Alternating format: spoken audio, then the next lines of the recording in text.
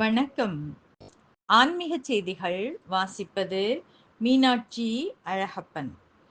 திருவொற்றியூர் ஆதிபுரீஸ்வரர் திருக்கோவில். திருவொற்றியூர் சென்னைக்கு அருகில் அமைந்துள்ள ஒரு பழமையான பகுதி. இங்குள்ள தியாகராஜ சுவாமி கோவில் ஆதிபுரீஸ்வரர் கோவிலுடன் தொடர்புடையது.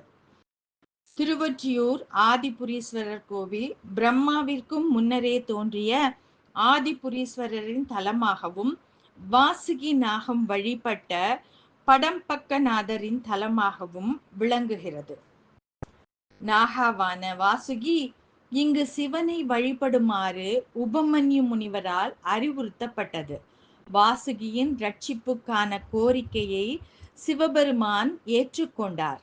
அவர் ஒரு எறும்பு புற்றின் வடிவத்தில் தோன்றிய பிறகு அவருக்கு படம்பக்கநாதர் என்று பெயரிடப்பட்டார். பாம்பின் பேட்டை தமிழில் பாதம் என்று அழைக்கப்படுகிறது.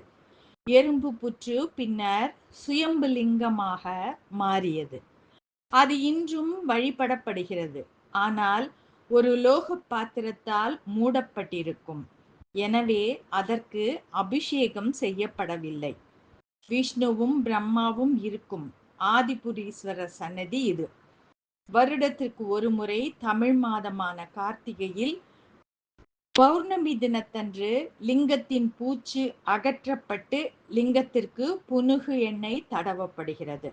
கர்ப்ப கிரகம் கஜபிருஷ்ட விமானத்தின் கீழ் உள்ளது. இங்குள்ள வடிவுடைய அம்மன் சன்னதி 51 சக்தி பீடங்களில் ஒன்றாகும். மேலும் கோவிலுக்குள் நுழைந்ததும் வலதுபுறத்தில் அமைந்துள்ளது. அம்மன் சன்னதியில் ஸ்ரீசக்கரம் யந்திரம் நிறுவப்பட்டுள்ளது. அதன் மீது அம்மன் நிற்கிறார். வடிவுடை அம்மனுக்கு கேரளாவைச் சேர்ந்த நம்பூதிரி பூசாரிகள் வழிபாடு செய்கின்றனர்.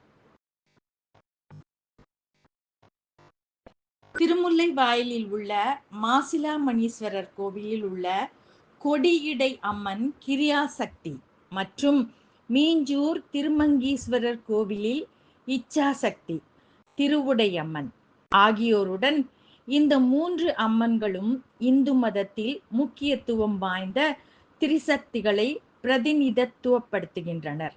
மேலும் பக்தர்களுக்கு அருள் பாலிப்பதாக கூறப்படுகிறது.